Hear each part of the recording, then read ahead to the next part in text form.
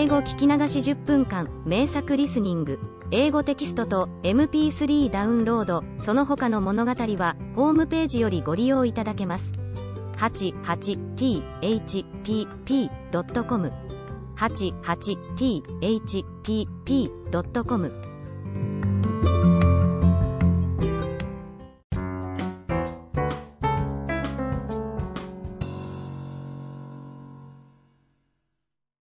Jack and the Beanstalk. A long, long time ago, when most of the world was young and folk did what they liked because all things were good, there lived a boy called Jack.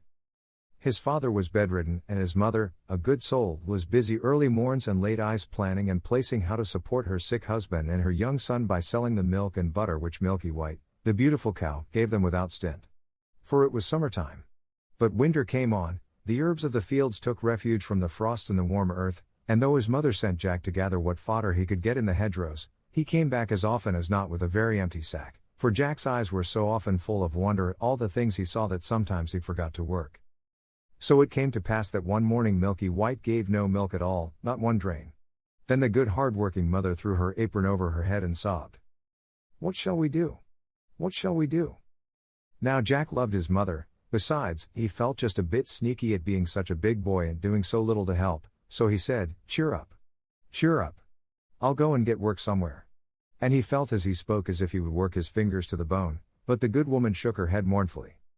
"You've tried that before, Jack," she said, "and nobody would keep you. You are quite a good lad, but your wits go a wool gathering. No, we must sell Milky White and live on the money. It is no use crying over milk that is not here to spill." You see, she was a wise as well as a hard-working woman, and Jack's spirits rose.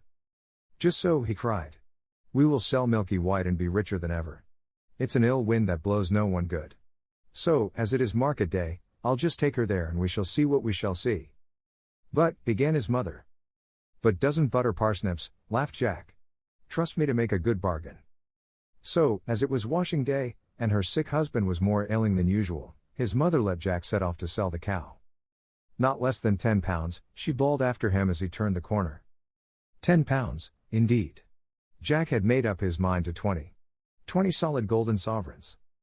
He was just settling what he should buy his mother as a faring out of the money, when he saw a queer little old man on the road who called out, "Good morning, Jack." "Good morning," replied Jack, with a polite bow, wondering how the queer little old man happened to know his name, though, to be sure, Jack's were as plentiful as blackberries. "And where may you be going?" asked the queer little old man. Jack wondered again. He was always wondering, you know, what the queer little old man had to do with it, but, being always polite, he replied, "I am going to market to sell Milky White, and I mean to make a good bargain." "So you will. So you will," chuckled the queer little old man. "You look the sort of chap for it. I bet you know how many beans make 5? 2 in each hand and 1 in my mouth," answered Jack readily. He really was sharp as a needle. Just so," chuckled the queer little old man, and as he spoke he drew out of his pocket 5 beans. "Well, here they are, so give us Milky White." Jack was so flabbergasted that he stood with his mouth open as if he expected the 5th bean to fly into it. "What?" he said at last. "My Milky White for 5 common beans. Not if I know it." "But they aren't common beans," put in the queer little old man, and there was a queer little smile on his queer little face. "If you plant these beans overnight, by morning they will have grown up right into the very sky." Jack was too flabbergasted this time even to open his mouth. His eyes opened instead. "Did you say right into the very sky?" he asked at last, for, see you, Jack had wondered more about the sky than about anything else. "Right up into the very sky," repeated the queer old man, with a nod between each word. "It's a good bargain, Jack, and, as fair plays a jewel, if they don't, why, meet me here tomorrow morning and you shall have Milky White back again. Will that please you?" "Right as a trivet," cried Jack, without stopping to think, and the next moment he found himself standing on an empty road. 2 in each hand and 1 in my mouth," repeated Jack. "That is what I said, and what I'll do. Everything in order, and if what the queer little old man said isn't true, I shall get Milky White back tomorrow morning."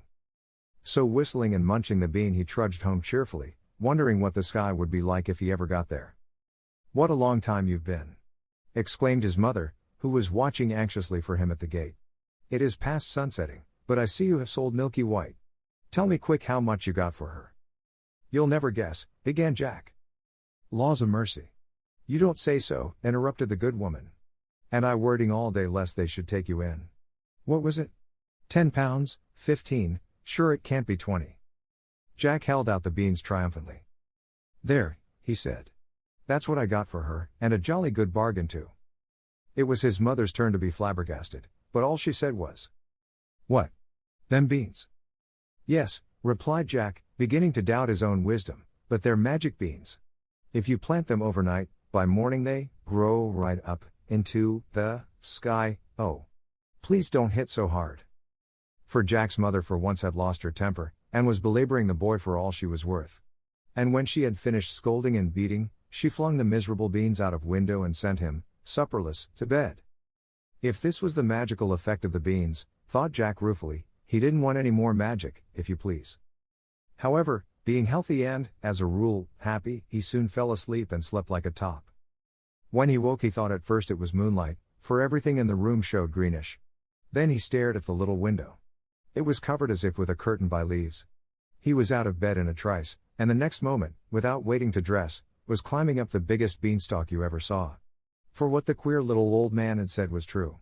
One of the beans which his mother had chucked into the garden had found soil, taken root, and grown in the night. Where?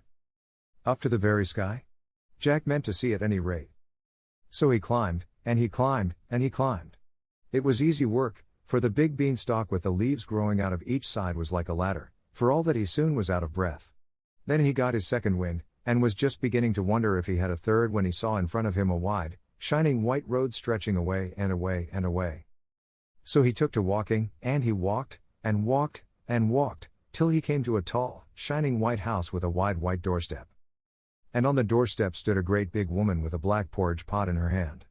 Now Jack, having had no supper, was hungry as a hunter, and when he saw the porridge pot he said quite politely, Good morning, I wonder if you could give me some breakfast? Breakfast? Echoed the woman, who, in truth, was an ogre's wife. If it is breakfast you're wanting, it's breakfast you'll likely be, for I expect my man home every instant, and there is nothing he likes better for breakfast than a fat boy grilled on toast. Now Jack was not a bit of a coward, and when he wanted a thing he generally got it, so he said cheerful like, I'd be fatter if I'd had my breakfast. Whereat the ogre's wife laughed and bade Jack come in, for she was not, really, half as bad as she looked. But he had hardly finished the great bowl of porridge and milk she gave him when the whole house began to tremble and quake. It was the ogre coming home. Thump! Thump! Thump! Into the oven with you, sharp! Cried the ogre's wife, and the iron oven door was just closed when the ogre strode in. Jack could see him through the little peephole slide at the top where the steam came out. He was a big one for sure. He had 3 sheep strung to his belt, and these he threw down on the table. Here, wife, he cried, roast me these snippets for breakfast, they are all I've been able to get this morning, worse luck. I hope the oven's hot. And he went to touch the handle, while Jack burst out all of a sweat, wondering what would happen next. Roast! Echoed the ogre's wife. Pooh! The little things would dry to cinders. Better boil them. So she set to work to boil them, but the ogre began sniffing about the room. They don't smell, mutton meat, he growled. Then he frowned horribly and began the real ogre's rhyme. Fee-fi-fo-fum. I smell the blood of an Englishman. Be he alive, or be he dead. I'll grind his bones to make my bread. Don't be silly, said his wife. It's the bones of the little boy you had for supper that I'm boiling down for soup. Come, eat your breakfast, there's a good ogre. So the ogre ate his 3 sheep, and when he had done he went to a big oaken chest and took out 3 big bags of golden pieces. These he put on the table, and began to count their contents while his wife cleared away the breakfast things. And by his head began to nod, and at last he began to snore, and snored so loud that the whole house shook. Then Jack nipped out of the oven and, seizing one of the bags of gold, crept away, and ran along the straight, wide, shining white road as fast as his legs would carry him till he came to the beanstalk. He couldn't climb down it with the bag of gold, it was so heavy, so he just flung his burden down first, and, helter-skelter, climbed after it. And when he came to the bottom, there was his mother picking up gold pieces out of the garden as fast as she could, for, of course, the bag had burst. Laws a mercy me, she says. Wherever have you been? See. It's been raining gold. No, it hasn't, began Jack. I climbed up. Then he turned to look for the beanstalk, but, lo and behold, it wasn't there at all. So he knew, then, it was all real magic. After that they lived happily on the gold pieces for a long time, and the bedridden father got all sorts of nice things to eat, but, at last, a day came when Jack's mother showed a doleful face as she put a big yellow sovereign into Jack's hand and bade him be careful marketing, because there was not one more in the coffer. After that they must starve. That night Jack went supperless to bed of his own accord. If he couldn't make money, he thought, at any rate he could eat less money. It was a shame for a big boy to stuff himself and bring no grist to the mill. He slept like a top, as boys do when they don't overeat themselves, and when he woke, hey, presto! The whole room showed greenish, and there was a curtain of leaves over the window. Another bean had grown in the night, and Jack was up it like a lamplighter before you could say knife. This time he didn't take nearly so long climbing until he reached the straight, wide, white road, and in a trice he found himself before the tall white house, where on the wide white steps the ogre's wife was standing with the black porridge pot in her hand. And this time Jack was as bold as brass. "Good morning, he said. "I've come to ask you for breakfast, for I had no supper, and I'm as hungry as a hunter." "Go away, bad boy," replied the ogre's wife. "Last time I gave a boy breakfast my man missed a whole bag of gold. I believe you are the same boy." "Maybe I am, maybe I'm not," said Jack, with a laugh. "I'll tell you true when I've had my breakfast, but not till then." So the ogre's wife, who was dreadfully curious, gave him a big bowl full of porridge, but before he had half finished it he heard the ogre coming. "Thump! Thump! Thump! In with you to the oven," shrieked the ogre's wife. "You shall tell me when he has gone to sleep." This time Jack saw through the steam peephole that the ogre had 3 fat calves strung to his belt. "Better luck today, wife," he cried, and his voice shook the house. "Quick! Roast these trifles for my breakfast. I hope the oven's hot." And he went to feel the handle of the door, but his wife cried out sharply. "Roast? Why, you'd have to wait hours before they were done. I'll broil them, see how bright the fire is." "Umph!" growled the ogre. And then he began sniffing and calling out, "Fee-fi-fo-fum. I smell the blood of an Englishman.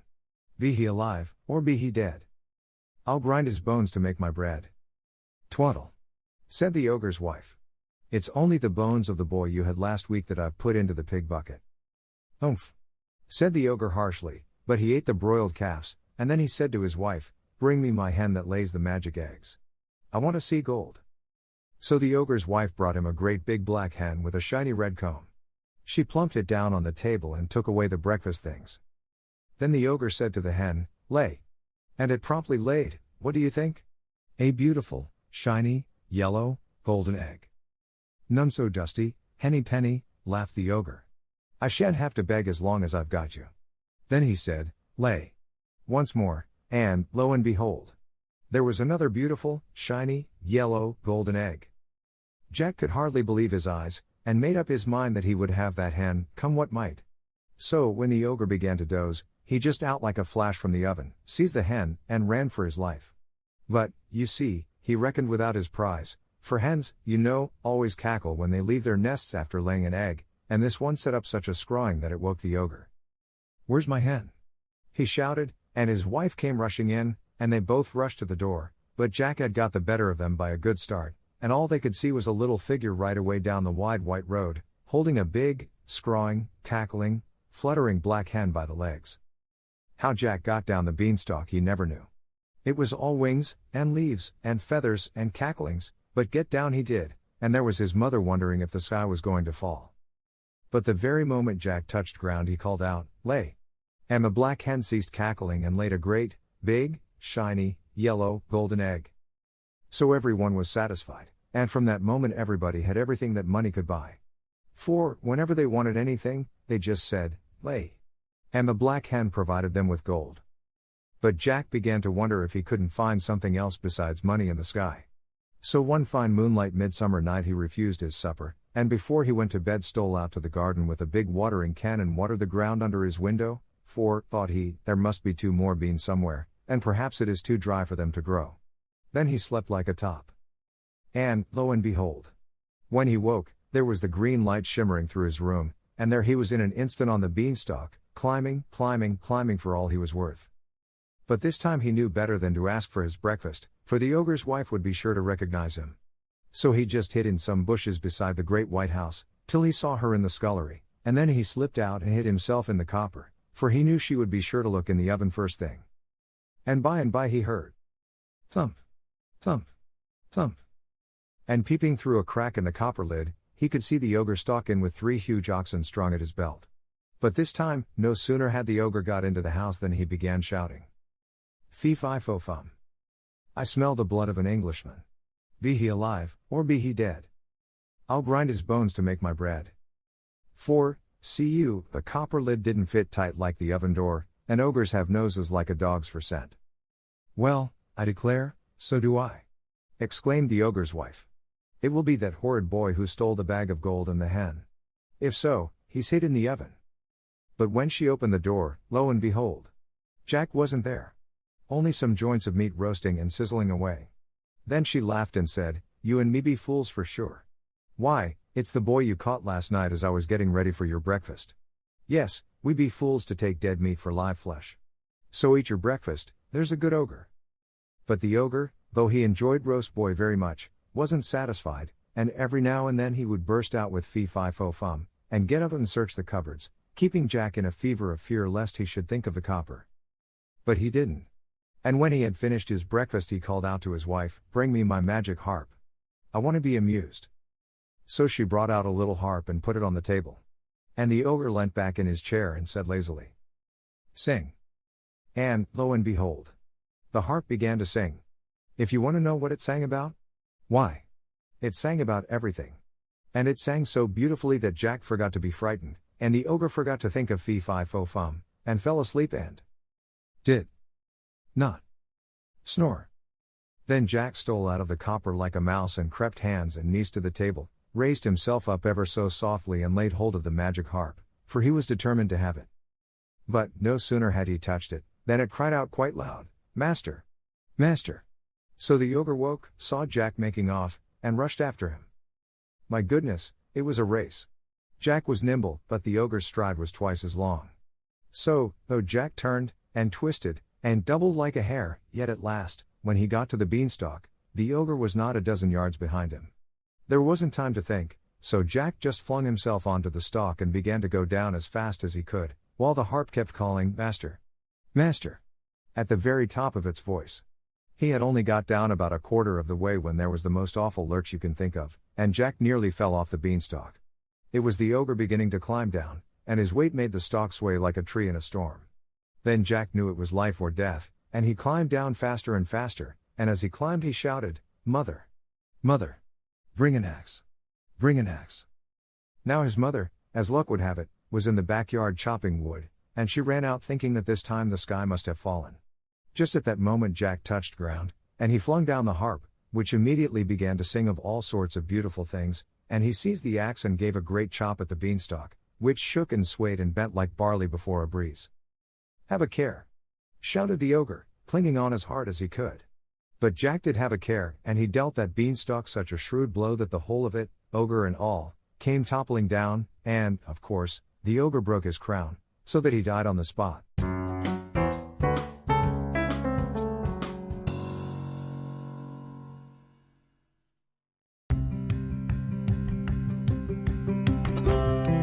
英語聞き流し10分間、名作リスニング。英語テキストと MP3 ダウンロード、その他の物語は、ホームページよりご利用いただけます。